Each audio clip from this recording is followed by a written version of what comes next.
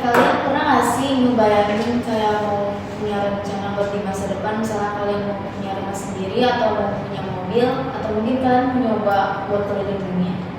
Bisa nggak sih kayak generasi seperti kita bisa mendapatkan itu semua? Lalu di umur berapa uang itu bisa terkumpul? Kalau misalnya kita menabung setiap bulannya dan berhemat-hemat pengeluaran, bisa nggak ya? Tapi emangnya yakin di masa mendatang itu harga-harga barang masih sama? Coba deh inget-inget di tahun 2010 aja harga mie instan masih 1000-an. Terus sekarang udah 3000-an. Kok bisa sih naik sampai lebih dari 2 kali lipat? Kenaikan harga ini yang disebut dengan inflasi, yaitu harga barang terus menaik sehingga nilai mata uang semakin menurun, dan tentunya hal ini mempengaruhi nilai tabungan kita.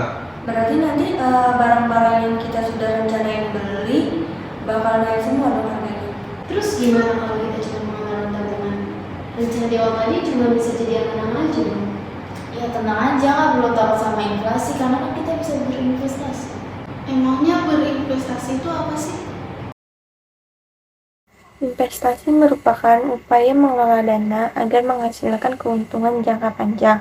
Bentuknya bisa bermacam-macam, seperti mendirikan usaha, membeli properti, menyimpan emas, dan yang paling sederhana namun tetap menguntungkan adalah investasi di pasar modal. Ada beberapa produk pasar modal yang perlu diketahui, yaitu seperti saham, obligasi, dan reksadana. Apa sih bedanya? Saham adalah bukti bagian kepemilikan atas suatu perusahaan. Jika kita membeli sebuah saham perusahaan, berarti kita telah menjadi salah satu pemilik perusahaan tersebut dan berhak atas penghasilan serta kekayaannya. Investasi saham memiliki keunggulan berupa yang pertama capital gain, yaitu keuntungan yang didapat saat harga jual saham lebih tinggi daripada harga beli. Yang kedua dividen, yaitu pembagian laba kepada pemegang saham berdasarkan banyaknya saham yang dimiliki. Sedangkan resiko investasi saham dapat berupa capital loss, yaitu kerugian akibat harga jual saham lebih rendah daripada harga beli saham. Dan risiko likuiditas, yaitu perusahaan yang dimiliki dinyatakan bangkrut. Pembukaan rekening saham dilakukan melalui perusahaan sekuritas dengan minimal setoran awal atau deposit sebesar Rp100.000. Produk pasar modal yang kedua adalah obligasi. Obligasi merupakan surat utang jangka menengah atau PANJ yang dapat dipindah tangankan. Keunggulan investasi obligasi adalah yang pertama, nilai pokoknya yang selalu tetap. Kedua, pemberian kupon atau bunga sebagai biaya yang dibayar oleh penerbit. Nilai tukar kupon adalah tingkat suku bunga dari obligasi tersebut. Risiko investasi obligasi adalah yang pertama, risiko likuiditas, yaitu risiko di mana suatu aset memerlukan waktu yang belum pasti untuk bisa ditukar menjadi uang tunai. Yang kedua yaitu risiko default, yaitu ketidakmampuan pihak penerbit untuk membayar bunga atau melunasi utangnya saat jatuh tempo.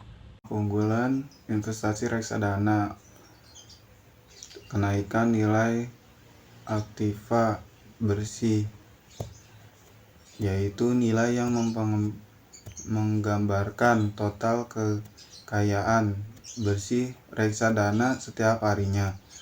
Risiko investasi reksadana adalah kemungkinan terjadinya penurunan nilai aktiva bersih. Dan risiko default, pembelian reksadana dapat dilakukan lewat perusahaan, manajer investasi, dan agen.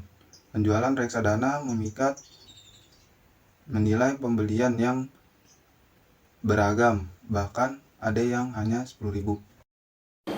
Kita dapat membeli surat obligasi melalui bank, perusahaan, sekuritas, serta lembaga lainnya yang ditunjuk sebagai agen penjual obligasi. Produk pasar modal yang ketiga adalah reksadana. Reksadana merupakan wadah untuk menghimpun dana dari masyarakat pemodal untuk selanjutnya diinvestasikan dalam portofolio efek oleh manajer investasi. Ada beberapa jenis reksadana, yaitu reksadana pasar uang, reksadana pendapatan tetap, reksadana campuran, dan reksadana saham. Tentu semua investasi memiliki kelebihan dan kekurangannya. Tapi soal keuntungan sudah terbukti bahwa berinvestasi di pasar modal secara jangka panjang itu lebih menguntungkan. Yuk berinvestasi.